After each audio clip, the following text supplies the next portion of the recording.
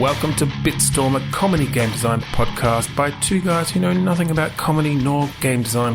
I'm Ben Slinger, and with me, as always, is Trevor Scott. Hello. Hello. I think we're going to roll right into some ramped up click pitch, just like we did last episode. This is a game where we each have a random phrase generator. That's it. In front of us, and on the count of 3, 2, 1, click, we're each going to click refresh. We're going to get a new phrase, an adjective and a noun each, and with those 4 words combined, we are Captain Planet. Video Game. We both went there. Of course. All right, 3, 2, 1, click. Torn farm. Terminated brown. Well, I'm torn between terminated and brown. So my mind immediately went to a Terminator that instead of liquid metal, Just brown. It's liquid brown. Liquid brown. Oh, That's as far as I'm going to go. it's brown as liquid. I will let you use your imagination. And it goes really well with the farm. I'm picturing this whole thing on a farmhouse. Like, Yeah, okay. Okay. Is it... I kind of like a Home Alone-esque thing against a Terminator. yeah. Or like against some sort of, robot from the future. Yeah, it doesn't have to be a Terminator. Like, No, we don't have to infringe on IP. no, we can just... All you're doing is you can set up your farm and your farmland with landmines and whatever else you can to sort of protect, protect the... Everyone around you thinks you're insane. Talking about the robots are coming. They don't dare go near your land because you've set up freaking landmines and I was thinking... gun turrets. You got to protect the damsel in distress. And then I'm like, no, you're a character like Sarah fucking Connor. Yeah. And you're protecting... And then I thought, what the fuck is the man version of damsel? And my head went to a blank because I'm like... Damson. You're a Ted Danson. You're a Darren in distress. Darren in distress. I was just going to go, you're a Ted Danson in distress. We should definitely get Ted Danson involved in some way. Yeah. He can play the Terminator. 100%. But he he looks all young like he did back in, Cheers Like or Becca. Cheers. Yeah. Oh, I love that. I really love that. I kind of, yeah. So is this then, though, are you setting up against one Terminator, or is this more like a horde shooter kind of situation, but with a bit of the farmhouse vibe? It's more standing your ground against this invading army that's trying to get into your farmhouse. I think this is kind of like a Five Nights at Freddy's, but... Okay. Sort of like you're in the farmhouse, you're looking out, and you got to protect, the back door, the front door, and you got to. You weren't able to set these traps as something that will automatically go off. You have to actually be at the thing to set it off. Yeah. Okay, I'm having some interesting visions of things. Like, I like that you've set up sort of automated gun turrets and stuff around out in the fields, but they've only got a certain amount of ammo. And that you're looking through the cameras. Enough time to sort of... but also what it does is it gives you a sense of, there's one coming from that direction because you see guns firing. Like, it's too far away, it's dark. You've got a cone of vision that's coming out from the lights from the house, but past that, it's just dark, and you're just seeing like the traces and stuff from your automated gun turrets. Yeah, you see the little muzzle flashes, and it's like, and so shit, you don't know if it's taken it out or it's been taken out, that gun turret. Like, it's sort of it's an autonomous thing out there in the field that you've set up, and so you sort of have to be keeping attention. It's like, okay, on the front, both gun turrets are firing. Okay, I think we're going to be okay because they're going to take care of them. All right, check the back. All right, no activity there. Check the side window. the bells or whatever, the cans haven't gone off, so hopefully no one's close. Like, you've got all these different things, but then you're going to get moments when, holy fuck, one of them's like right at the door or in the house, or. And the only thing you can do at that stage is, if you set off, your homemade EMP, it's all well and good, because the automaton or whatever is going to be shut down, but it means that your camera's no longer working, your lights are no longer working, and so it's one of those things of, it is your last ditch effort. You hit that. I like that, though. I like that you hit that. It gives you enough time. You can go and re-enable certain things. You've got a certain amount of time, but you've got no visibility with your cameras. You have to go to the place, and then you'll see what's there. And you can't even use your night vision goggles because they use power, and you've just stopped all power for the moment. Like, that's it. And so so what happens is, like, the power will come back on, and you're like, okay, I've got some resources back, but you don't know where the fuck that thing is. Because unless it's right with you when the power comes on, which you don't want, because it'll just fucking rip your head off. Yeah.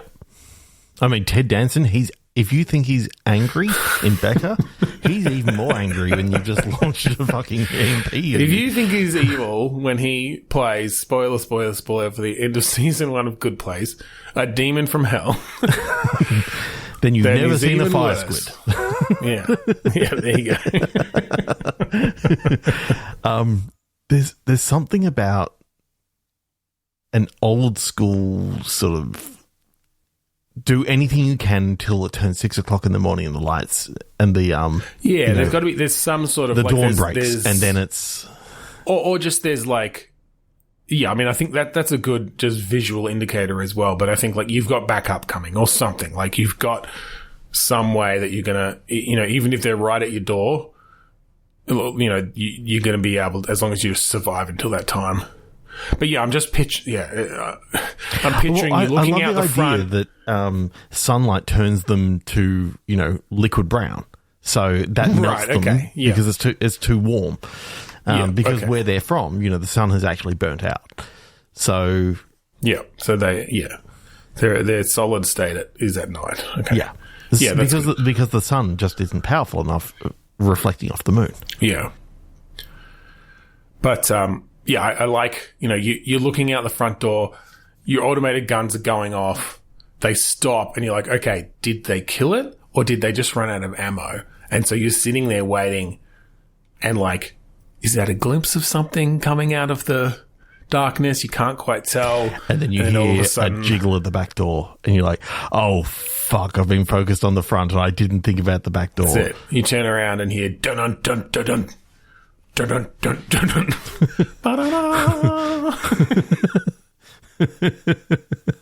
But totally not the IP. It's just close enough. It's like a Cheers version of it.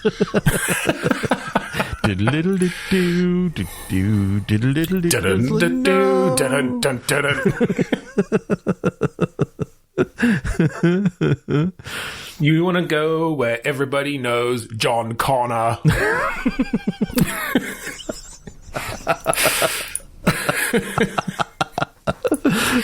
Alright, 3, 2, 1, click. It's so good. Powerful observer. Incoming 60.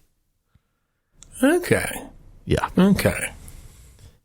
So you're observing 60 meteorites coming to annihilate Earth. Yeah. That's definitely where my mind went. You've only got 59 Armageddon teams.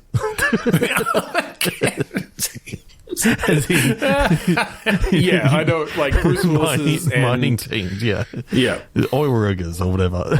You've only got 59 teams of them, and none of them want to teach astronauts how to do it. They're all grumpy.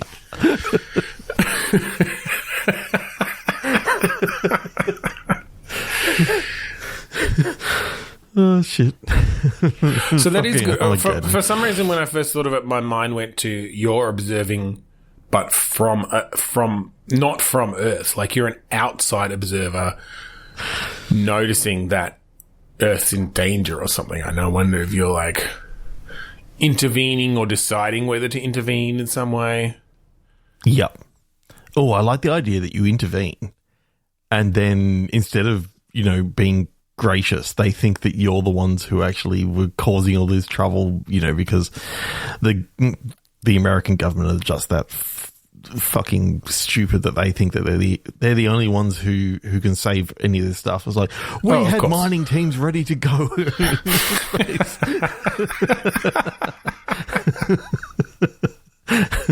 We found the 60th one. He was out fishing at his old cabin, but we got him back in the game. You just ruined our Armageddon moment. Now we had to tell Steven Tyler to stop writing another song. Now Steven Tyler does want to close his eyes. Ben Affleck survives. I don't remember if he dies in that movie. I don't know. God. I haven't seen Armageddon for so freaking long. I think I've watched it once. Oh, that's right. No, Ben Affleck does make it back because Bruce Willis dies. Oh, Bruce Willis died. Oh, yeah, he sacrifices himself or something. So his daughter's, Liv Tyler. Is Liv Tyler his daughter in the movie? His daughter in that? Yeah. And she didn't want to close her eyes. No, she didn't want to miss a thing. No. That's all I got for that one. Let's click again. Yeah, okay. Ooh. Critical tube. Bone intermediate. Okay. So it's a describing word of bone. Oh, yeah. Well, I mean, that's it's not the verb, isn't it? To bone. No. The adjective of... Yeah. Made of bone. Yeah. What's a bone tube? Either a tube made of bone or a tube for bones to go through. I know. I like the idea. Might be critical of I'm thinking extraterrestrial, and this sort of city is built around an old ancient skeleton. Yep. And they've sort of built like pneumatic tubes and that sort of stuff into the bones of it and all this sort of stuff. So effectively, so like a giant creature, like a giant creature. Like, okay, yeah, that's always fun. Yeah, it's kind of I'm getting very Disney Strange World vibes, which was that was a good fun film. But yeah, we just watched that this week again. Yeah, like okay, yeah, you're using parts of the body for functional things. So yeah, the pneumatic tubes, maybe it's like all the veins or something, or the yeah. So it's a dead creature, Titan like some that, sort, and something's being built around it. But maybe this creature is just hibernating or something like that. Like it, yeah. So it's not just bones; it's still intact.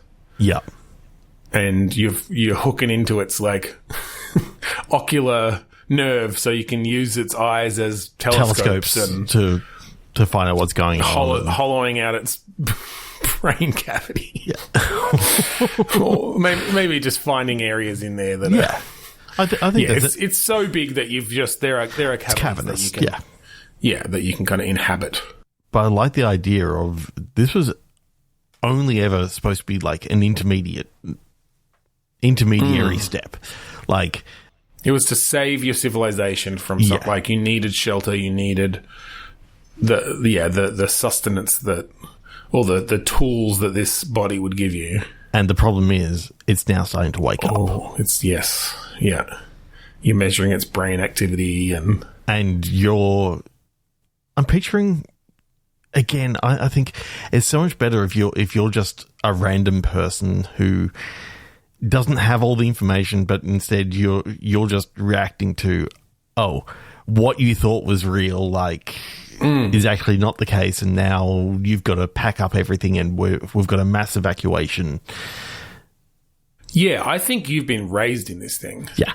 I think you're like maybe a teenager or early 20s. You've heard stories about the great sacrifice that that your God, made. Yeah. But it turns out you're living in the body of a God, you know, that's what they treat it as. But yeah, when you find out essentially what, everyone's acting shifty, all the higher ups or whatever, and you find out, oh, this thing's not dead. No. And it's waking up. It's just been hibernating for the last, centuries. Yeah. Because it turns out, this is actually an interstellar being or something like that is actually traveling through space or whatever. Just having a power nap. In its life. Yeah, its lifespan. It's this was its sleep. It's awake for, 12 millennia and then it sleeps for 12 millennia or whatever. Yeah, just having a good night's sleep. You got to get your beauty rest.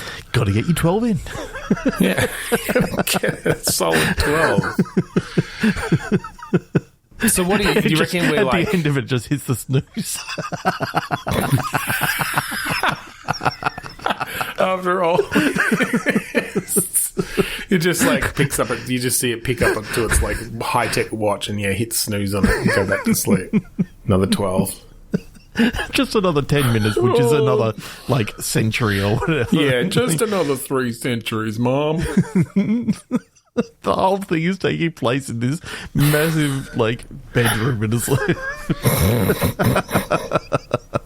oh, that's so good.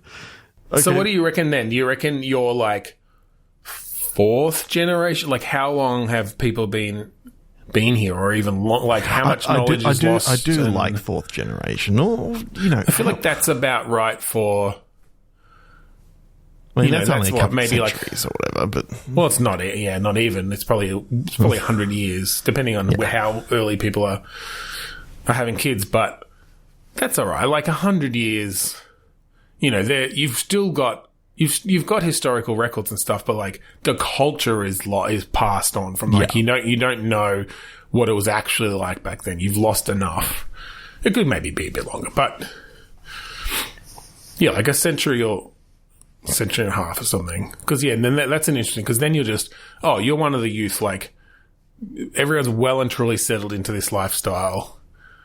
There's nothing abnormal about living in this thing. No. And so when it does, come clear that it's waking up, this is a huge, huge thing. I mean, all the lighting in here is all, bioluminescent and that sort of stuff. So it's sort of... Yeah, or is it that, or if they just, hooked stuff up to his electrical, nerves and stuff, yeah. There's enough power running through that. Oh, there's something about this group of beings that are just, they don't really have any technology. All they've done is sort of they would never be able to work out how to actually, generate electricity or anything like that. They just sap. Yeah. Yeah, they're just sapping the resources of this sleeping titan. Yeah. You've just got, The most prestigious homes are all out along the rib cage, the end of the rib. Mm-hmm. In there, they watch the beating of the heart every night as it. Yeah, different things happen. Just living throughout this thing is just riddled. This titan is riddled with humanity, and it's not even humanity. It's alien sort of thing. Well, yeah, you know what I mean. Yeah. But however we want to present it. But. So we play a young teenage. Yeah, 19 or something. Right on the edge of still got some of that youthful rebellion, but her own apartment. Moved out on her own, or maybe moved out with some friends, and living out on the FEMA. It's all they could afford. Yeah, and. Yeah, so they get in a it's her first night in the apartment. She's just caught the artery express down to the FEMA. Yeah, and parents have they've gone to the holiday house. I'm thinking, in the nose or something like that. So also, good view, good views. It's plentiful mucus, sinus or something like that. It's something up there. trying to get into, it's basically Florida, but and right as she's got a video call with them, something happens and like the power starts flickering. It cuts out, and so she doesn't know what's actually happened to her parents or anything like that. Like, then there's word on the news about like there's massive damage up in sinus flats, or just huge waves of mucus have come rolling in. It looks like our Titan might have the common cold. It looks like our mighty God is, whether it be rousing or some crazy thing that they thought would never actually happen. It was like they've never actually prepared anything. They've just been living. Oh no! The status quo. They just assumed that would stay forever, and So does the government, though, do they try to hide it at first? Like, I like the idea that this is built, like, things are happening, but you don't know right away that it's because this is waking up. I wonder, are they normal weather patterns with the way the body works? Like, does, the Titan sometimes get sick and get a fever that lasts for a while? Well, I don't think so, because I think over this, this century or whatever it's been, one night sleep for this being. Yeah. I guess that's true. And so the initial pioneers sort of came in very early on in the actual sleep and have built all this stuff over the century or whatever it's been. And I guess the only seasonal shift might be like when he goes into REM sleep and the eyes start like shaking about. It's like, oh, it started. All right, evacuate everyone. Go to your summer homes. You can't be here during this period. Yeah, I kind of like the idea that no one really realizes that, this Titan is actually fully alive. They just sort of, they've got to the point where it's like, oh shit, they have no. The regular population have no knowledge of what's actually really going down, and like they barely even think about the fact that they're living in another living creature. Like, if they even realize, some people just don't even realize because, like catching a red blood cell down the artery express is just normal to them. They don't think about it as being. So I think they're kind of bacteria or something like that, or even. I think it's that huge. But then the idea that, they kind of need to evacuate because, the city in the chest has just collapsed and crumbled and all this sort of stuff. So effectively, because he like yawned or something, like took a deep breath. There's just damage all over the Titan's body. So there's that sort of everyone's trying to evacuate. I reckon that they might almost treat it as a war, and I think like the government is trying to find a way to put him back to sleep permanently. Basically, like, okay, how do we put this guy in a coma so that our society can continue? So they've sent a mining team to the brainstem. Sent an Armageddon team. Up the spinal cord. We got to lobotomize this guy. Drop a nuke, the right spot in the brain. Now, all we're trying to do is just keep the basic functions going. Yeah, that's it. But effectively don't break the lizard brain, like the limbic system or whatever it is. I don't know brains. Yeah, we need those primitive functions going, but all higher order brain functions we want shut down. Yeah. And I don't know. Are you on the team to get drafted? Yeah, but I kind of like the idea that you and your flight mates realize that we're the invaders here. Like, and it's that morality tale of you can choose either way, and if you choose to sort of just let it go the way of just let it go away so that effectively your civilization is ended. Then you get that scene of, you know, the Titan waking up, looking at their watch and hitting snooze. And, and the cycle starts anew. We build a new civilization on the ruins of the old. New York.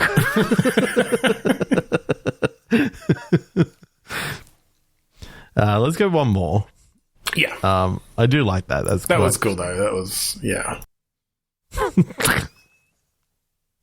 Competitive buying.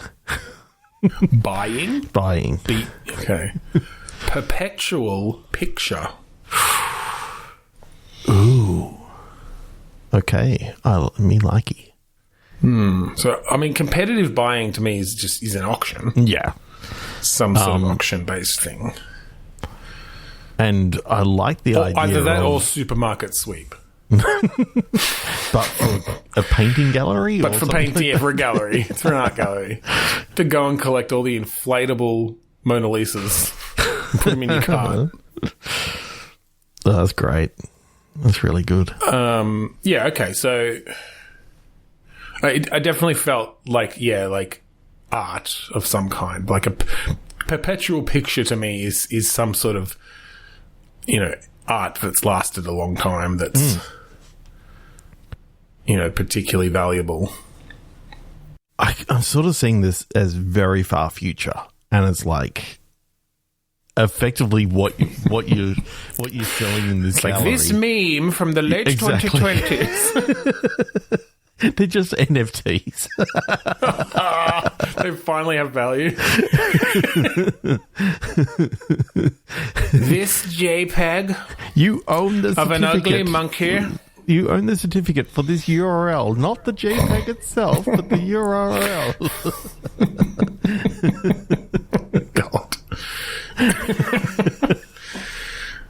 The thing is, I feel like memes aren't memes anymore. Like, for a while, their memes had very specific kind of formats, and memes have really whole changed. Icon has cheeseburger thing, or the early, you know, the Reddit days with, you know, good guy Velociraptor. Yeah. God, I miss those. I really miss. I mean, they were good for the time. Stuff. You couldn't keep going with them. Like it's just everything's moved so much faster. Shitty thing that it is now, like. Yeah, I mean, memes now are almost, are just anything that gets shared. It's almost not even a thing. It's just everyone's sharing videos and pictures and whatever. I feel like I can't wait till we get out of the challenge section that we're in right now, you know, where everyone's, you know, the vaping challenge and the... Oh, yeah. I mean, I don't know. Does that ever end? Will that ever end? I feel like there's always going to be these things, because the nature now, particularly with stuff like TikTok, is kind of building your content on top of other people's, right? In a way, like whether it's a sound, or it's stitching with someone, or duetting them, or doing your take on a trend. I mean, it all started with the Harlem Shake, and so is there a way that we can use that in a game? That we're going.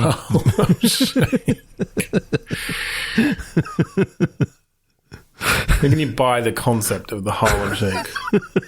This is the original shake from Harlem, New York, that they were shaking about.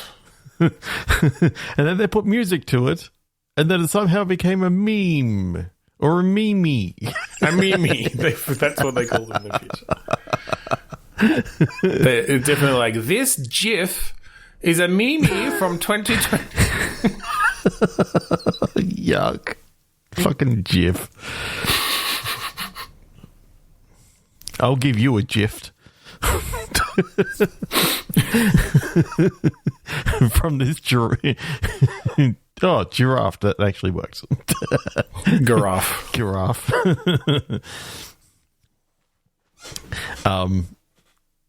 Okay, one more quick. Quickie. Usual vending. Geared serve.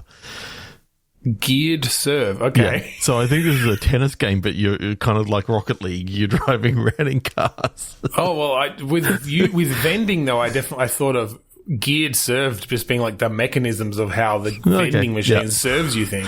I just saw geared and serve, and I'm like, okay, how does it work to serve in tennis from a car? And maybe you're a tennis playing vending machine. Maybe like you're one of those. Maybe it's a tennis game, and there's a gashapon. Like, oh yeah, it's because you know how you have those ball shooters for practicing tennis. It's them, but it's got the gashapon thing on top of it, so you don't know which one it's going to end up in because it's bouncing down. well, that's Oh